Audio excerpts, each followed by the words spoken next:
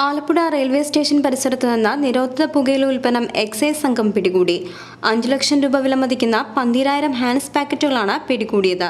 ആലപ്പുഴ സക്രിയ ബസാറിലുള്ള ലജനത്തുൽ മുഹമ്മദിയ സ്കൂളിന് സമീപത്തു നിന്നും വട്ടയാൾ വാർഡിൽ അരയൻപറമ്പിൽ ഹനസ് എന്നയാളുടെ കയ്യിൽ നിന്നുമാണ് എക്സൈസ് സംഘം നിരോധിത പുകയില ഉൽപ്പന്നങ്ങൾ പിടിച്ചെടുത്തത്.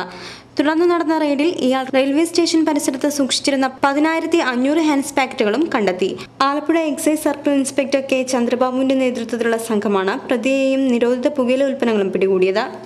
ആലപ്പുഴ എക്സൈസ് ഡെപ്യൂട്ടി കമ്മീഷണർ അവരുടെ നിർദ്ദേശപ്രകാരമുള്ള ആലപ്പുഴ സർക്കിൾ പാർട്ടി ഇന്നേ ദിവസം ആലപ്പുഴ ലജനത്തുൽ സ്കൂളിന് സമീപം പട്രോൾ ചെയ്ത് വരവെ ഹനസ് യൂസഫ് എന്നയാൾ 1,500 പാക്കറ്റ് ഹാൻസുമായി നിൽക്കുന്നത് കണ്ടെത്തുകയും ടിയാനെ ചോദ്യം ചെയ്തതിൽ ടിയാൻ സൂക്ഷിച്ചിരുന്ന 10,500 പാക്കറ്റ് ഹാൻസ് റെയിൽവേ സ്റ്റേഷന് സമീപമുള്ള ബസ് സ്റ്റാൻഡിൽ നിന്ന് കണ്ടെടുക്കുകയും ചെയ്തു. ആകെ 12,000 പാക്കറ്റ് ഹാൻസ് കണ്ടെടുക്കുകയും ടിയാനെ കോട്ട്പ ആക്ട് പ്രകാരം ടിയാൻ്റെ പേരിൽ നടപടി സ്വീകരിക്കുകയും ചെയ്തിട്ടുള്ളതാണ്.